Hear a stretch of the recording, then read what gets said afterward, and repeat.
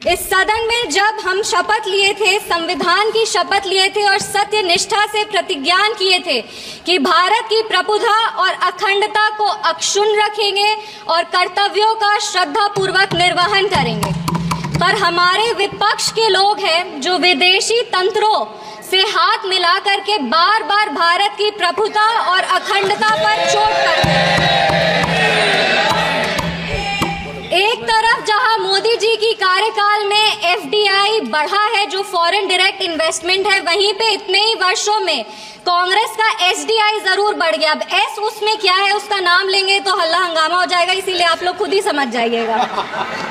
ये वही बात हो गया, हिंदी का एक मुहावरा है, मुंह में राम बगल में छुरी, पर ये भी विपक्ष पे सही नहीं बैठता है, क्योंकि विपक्ष तो प्रभु श्री राम का नाम ही नहीं ले सकते, पर छुरी लेकर के बार बार संविधान की हत्या जरूर करने का कोशिश करते हैं। इसीलिए हम लोग कहते हैं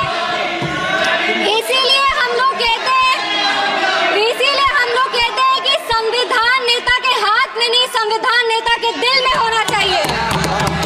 एक उदाहरण देते हैं, 2008 में इसी सदन में ट्रस्ट वोट के लिए कैश फॉर वोट स्कैम किया गया था और लोकतंत्र का गला घोटने का कोशिश किया गया था। आपातकाल इमरजेंसी में जिस तरह से संविधान का चीरहरण हुआ था वो हम सब ने देखा था, और हम तो बिहार की बेटी हैं। बिहार के एक पुत्र थे जयप्रकाश नारायण जी, जिन्होंने इसी दिल्ली में रामलीला मैदान में राष्ट्रकवि रामधारी सिंह दिनकर की एक कविता पढ़ी थी, सिंहासन खाली करो कि जनता आती है। उसने कांग्रेस की जड़ों को हिला दिया था और भारत में एक नई क्रांति का आह्वान किया था। आज जब हम संविधान के 75वें वर्ष का उत्सव मना रहे हैं, तो हम नमन करते हैं संविधान के निर्माता डॉक्टर बाबा साहब भीमराव अंबेडकर जी का, जिन्होंने अपनी पूरे जीवन की सीख को इस संविधान के निर्माण में लगा दिया। लेकिन कांग्रेस ने उनका अपमान करने से वो कभी नहीं चूके। जिस संविधान सभा सेंट्रल हॉल में संविधान पे चर्चा हुई, संविधान लिखा गया, उस सेंट्रल हॉल में बाबा साहब की चित्र तक को इन्होंने लगने नहीं दिया। इनके कार्यकाल के 2 प्रधानमंत्री ने खुद भारत रत्न लिया सर मैम, लेकिन बाबा साहब को भारत रत्न नहीं देने दिया। मैं नमन करती हूँ उन सभी संविधान सभा के सदस्यों का, जिन्होंने 2 साल 11 महीने और 17 दिन में इस संविधान को आकार दिया। बिहार के इस देश के पहले राष्ट्रपति और संविधान सभा के अध्यक्ष डॉक्टर राजेंद्र प्रसाद जी का और संविधान सभा के सबसे पहले अध्यक्ष सच्चिदानंद सिन्हा जी का, जिन्होंने मिलकर के इस संविधान के निर्माण में अपनी पूरी जीवन लगा दी। संविधान, विपक्ष को कहना चाहेंगे, संविधान सिर्फ आर्टिकल्स और प्रिंसिपल्स नहीं है, ये एक ग्रंथ है, ये आम आदमी का भरोसा है, ये आम आदमी की आस है। ये इस देश के नागरिक को वो महसूस कराता है कि वो स्वतंत्र है, सशक्त है और सुरक्षित भी है। इस संविधान की ताकत ही है कि आज इस 25 साल की युवा महिला सांसद इस सदन में महिलाओं की आवाज बनी है। ये संविधान की ताकत है कि इस देश के सबसे उच्च पद पर एक आदिवासी समुदाय की महिला विराजमान है। ये संविधान की ताकत है कि हमारे प्रधानमंत्री एक गरीब परिवार के सदस्य हैं, और इस संविधान की ही ताकत है कि जननायक कर्पूरी ठाकुर जैसे व्यक्ति जो एक पिछड़े वर्ग से आते थे, वो बिहार प्रदेश जैसे राज्य के मुख्यमंत्री बने।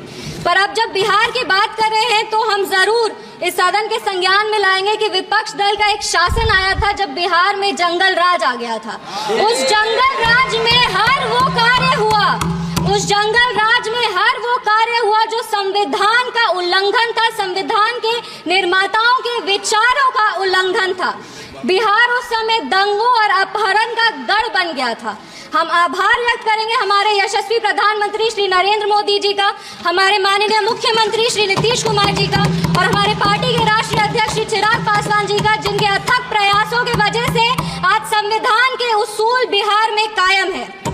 विपक्ष के साथियों ने अपने भाषण में हमें आरक्षण विरोधी कहा, संविधान विरोधी कहा, हमें देश विरोधी कहा, लेकिन इन्हीं के 3 प्रधानमंत्रियों का जो वाक्य है वो इस सदन में हम पेश करना चाहेंगे। सबसे पहले जवाहरलाल नेहरू जी ने 1961 में लिखा था, I do not like reservation in any form, especially reservation in jobs. I am against any such step that promotes inefficiency and takes us towards mediocrity.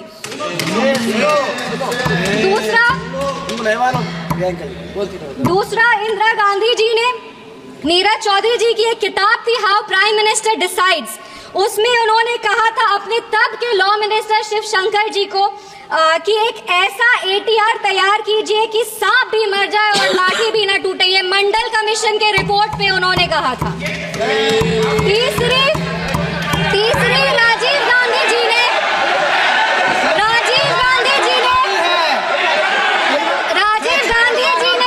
एक इंटरव्यू में आलोक मेहता को कहा था मार्च 1985 में, no promotion of. Rajiv Gandhi ji ने एक interview में journalist Alok Mehta को कहा था मार्च 1985 में कि no promotion of idiots in the name of reservation, and that promoting idiots in the name of reservation would harm the entire country. ये इनके 3 प्रधानमंत्री थे और देश 37 साल इनके प्रतिनिधित्व में था और इन्हें लगता था कि आरक्षण से इस देश में सेकेंड ग्रेड सिटीजन आते हैं। कांग्रेस को माफी मांगनी चाहिए इस पर। आप बात करते हैं सेक्युलरिज्म की, तो एक आंकड़ा भी पेश करेंगे। जवाहरलाल नेहरू जी के कार्यकाल में 16 राज्यों में 243 सांप्रदायिक दंगे हुए। इंदिरा गांधी जी की कार्यकाल में 15 राज्यों में 337 सांप्रदायिक दंगे हुए और राजीव गांधी जी के कार्यकाल में 16 राज्यों में 291 सांप्रदायिक दंगे हुए। ये कैसा सेक्युलरिज्म का परिभाषा है, हमें तो समझ नहीं आता। एक और बात कहेंगे, कहानी सुनाएंगे।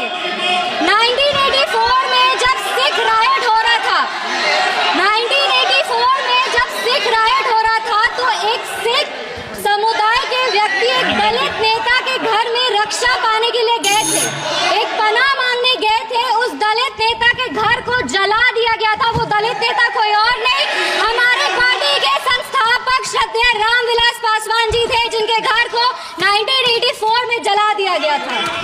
আরো এক মহিলা সাংসদের ভাষণ ভাইরাল হয়েছে, যেখানে তিনি কংগ্রেসের 3 প্রাক্তন প্রধানমন্ত্রীকে তীব্রভাবে আক্রমণ করেন। এই মহিলা সাংসদ হলেন লোক জনশক্তি পার্টির শাম্ভবী চৌধুরী। যারা তার ভাষণ শুনেছেন তারা হতবাক হয়ে গিয়েছেন। বিশেষত ভাই বোন রাহুল গান্ধী এবং প্রিয়াঙ্কা গান্ধীর মুখের অভিব্যক্তি দেখার মতো ছিল। বিহারের শাম্ভবী দিলেন কড়া জবাব।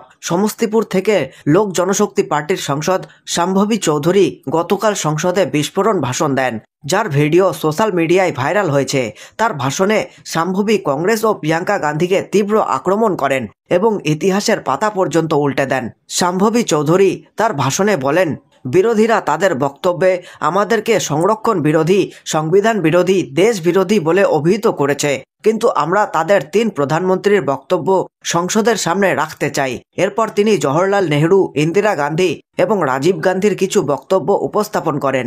নেহরুর বক্তব্য উল্লেখ করে শাম্ভবী বলেন, জওহরলাল নেহরু 1961 সালে লিখেছিলেন, আমার কোনোভাবেই সংরক্ষণ পছন্দ নয়, বিশেষ করে চাকরির ক্ষেত্রে সংরক্ষণ।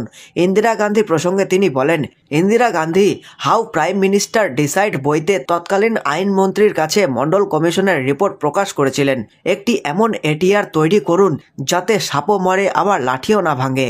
রাজীব গান্ধীর প্রসঙ্গে শাম্ভবী বলেন, রাজীব গান্ধী বলেছিলেন, সংরক্ষণের নামে বোকাদের এগিয়ে দেওয়া উচিত।